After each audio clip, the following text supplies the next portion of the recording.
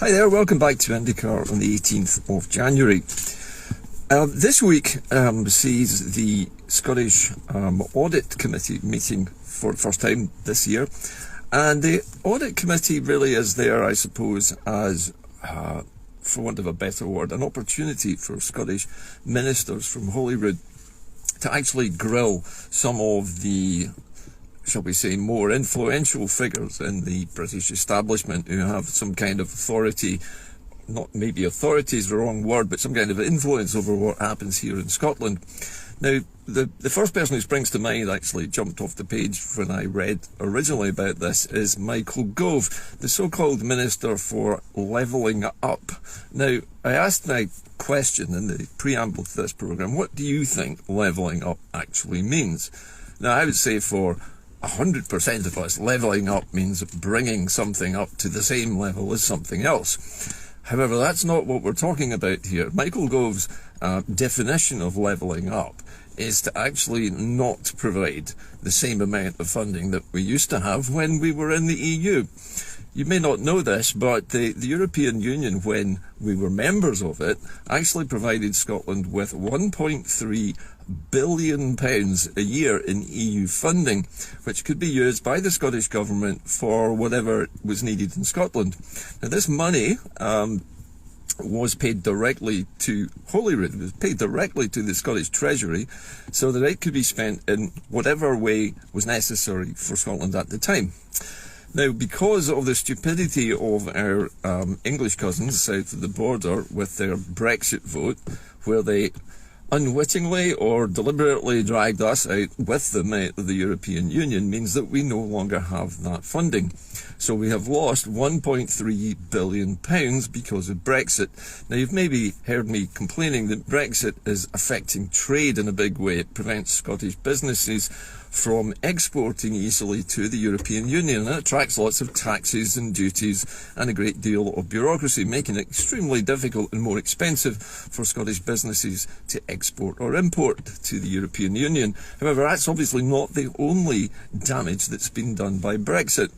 So losing £1.3 billion is a huge hit for the Scottish Government to have to take, and deprives the Scottish Parliament, the Scottish Government, of valuable money which it desperately needs, especially when we have such a far-flung string of rural communities in Scotland which need to be supported with infrastructure projects such as bridges and ferries and roads and railway networks and schools and all the rest of it. And when we have a country as diffuse in terms of its population as Scotland, with most of its population clustered around the central belt, but a huge number of people also scattered all over the place in the Highlands and the islands, as well as the borders, you can see why this funding would be necessary. So what's Michael Gove thinking of doing?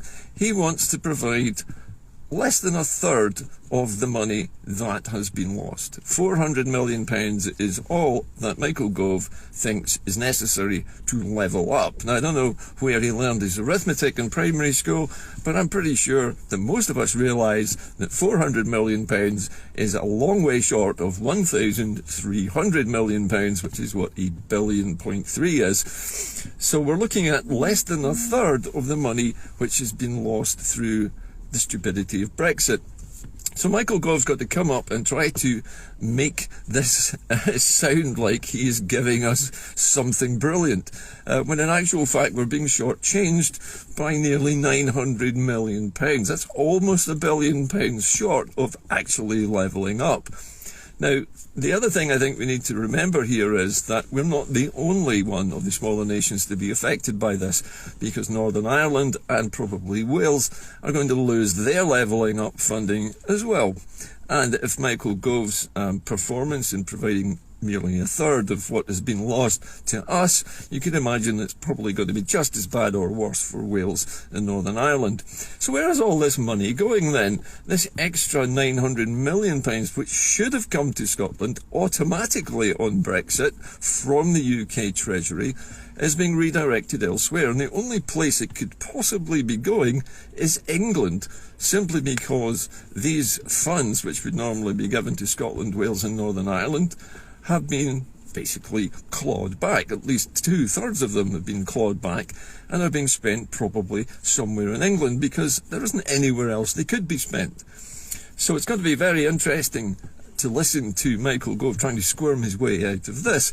So I'm hoping that the audit committee humiliates him suitably. At least at the very least, it would be nice to see Michael Gove sweating in front of the cameras. However, he's not the only British nationalist to be put on trial in this way by the audit committee. There are, of course, the heads of BBC. Well, I was going to say BBC Scotland, but let's put it this way. The BBC's propaganda unit based in Glasgow at Pacific Quay. And two of its key directors are also to be grilled on how they've been spending the, I suppose we should say tax money. I mean, the BBC licence fee is just a taxation. It's basically blackmail. You can't watch domestic television in the UK unless you have a TV licence. However, most of us have already realised that buying a TV licence is a pretty stupid idea if you want to get any kind of truth or facts in your news broadcasting. And I read a report recently which pointed out that the BBC's flagship 7 o'clock and 9 o'clock news on its BBC Scotland channel at one point attracted 200 live viewers. That was the high watermark, incidentally. 200 live views. And after spending hundreds of millions of pounds promoting this new BBC Scotland channel and this wonderful all singing, all dancing, bells and whistles new news, well, you could be forgiven for thinking that's a bit of a waste of money. But on the plus side, the only good thing about it, I suppose, is it's robbing the it's robbing the rest of the United Kingdom of funding for their television production, because, interestingly, of all the funding which Scotland receives from south of the border, this is the only funding, I think, which is actually a case of English, I was going to say taxpayers, but English licence fee payers actually subsidising the propaganda news in Scotland, because nobody here wants to buy a licence to watch rubbish like that. The BBC CEOs need to explain why it is that their Scottish news has nothing good about Scotland in it at all, and is very light on any facts which are relevant to us in any way. They might want to also explain to me why, in the middle of the week, our normal linear programming on, say, BBC One is interrupted to watch English football matches, when we can't even watch Scottish football matches live. So you can see where this is going. Anyway, I'm hoping that these two BBC directors also get a real roasting in front of this committee and let them squirm and sweat for a bit as well. Unfortunately, the audit committee is really an opportunity, I suppose, for a little bit of political television theatre for the rest of us, giving us the opportunity to see these figures who are so reviled in Scotland actually uncomfortable for a change, and having to try and explain why their dreadful performance should be rewarded with a licence fee, or in Michael Gove's case, how he can make 1/3 of 1.3 billion sound like it's levelling up, when in fact we are losing £1 billion. Now, if you contrast that with a comparison between the United Kingdom, now that it's Brexited, with, say, what used to be classed as one of its equals, Germany, the German economy and German people generally have actually seen their wealth, if you like, their GDP increase by 20% since Britain left the European Union. In the meantime, Britain has wallowed with virtually no growth whatsoever for the last few years, and it's going to continue like that. It's lost all its friends, it's lost its influence, and it's made us all a great deal poorer. So I think we can say, Michael Gove, you can't possibly say that we're levelling up here. We're just simply coping with the after effects of the most damaging act of political self-harm that has ever been perpetrated by any country on the planet ever. Finally, I come to Salvo. Now, Salvo has recently published a document, and you'll probably find it online in various places today, which is the reply which was finally received by Salvo weeks and weeks after they delivered 2 physical copies of the Sterling Directive to both Holyrood, the Parliament itself, and to the office of Humza Yousaf, the First Minister. And the office of the First Minister replied in very general terms. I don't think it was even Humza Yousaf himself who replied. There was no indication given that the First Minister had read or even understood what the Stirling Directive actually said.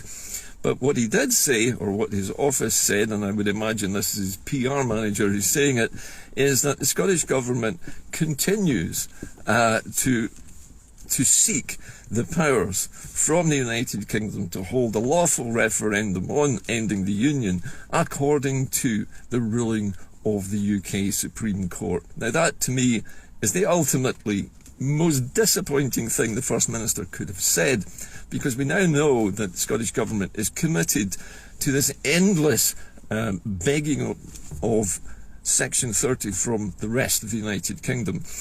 And I think it's also indicative of the fact that the political classes in Scotland cannot understand, or will not even try to attempt to understand, why they are meant to serve the people of Scotland. They have proclaimed time upon number that the people of Scotland are sovereign, whilst at the same time acknowledging the sovereignty of a foreign state and begging that foreign state to give them the power so that they can ask a question of their own voters. The most ridiculous nonsense in the history of democracy.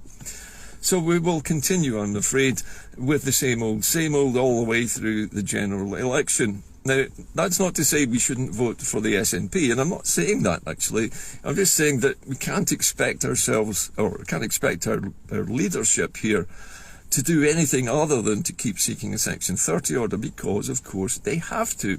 Legally, morally, well, maybe not morally, but legally and politically, they are obliged to do so. They've sworn an oath to uphold the Union, otherwise they wouldn't be allowed to be MSPs, and they certainly wouldn't be allowed to be government ministers in Holyrood, which, as we all know, is a United Kingdom government, because it has to work within the Union.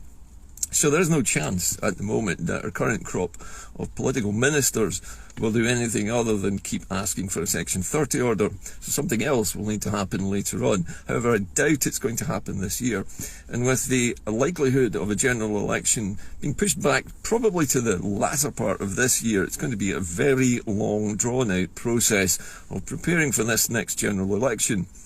That's not to say that you should vote for the Labour Party, by the way. The Labour Party is basically coming out with the same lies that it comes out with at every single general election. Nothing has changed, and as Sarwar is still wanting to preserve the Union, and as Sarwar is still not going to change any Tory policies if Labour is elected, and so we will get more and more of the same.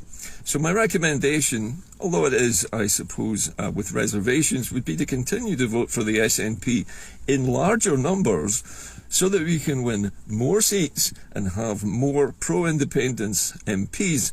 But I think, and I know a number of you think the same thing, that once those MPs are elected, that entire pro-independence cohort should simply refuse to take their seats in Westminster, provoking maybe up to 48 or 50 by-elections, which hopefully they would then win again, and then they would refuse to take their seats again, and there would be repeated by-elections for months and months, in fact for entirely the next term of the UK Parliament, which would be about 5 years, of constant by-elections, and none of these Scottish MPs actually sitting in Westminster.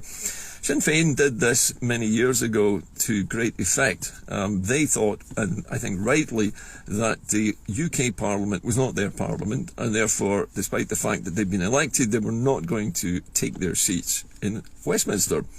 And if the Scottish parliamentarians did exactly the same thing, and all of them did it, that would simply leave one, or maybe two, perhaps, unionist MPs at Westminster to be bending the knee, before the woolsack in the same way that Ian Murray recently did.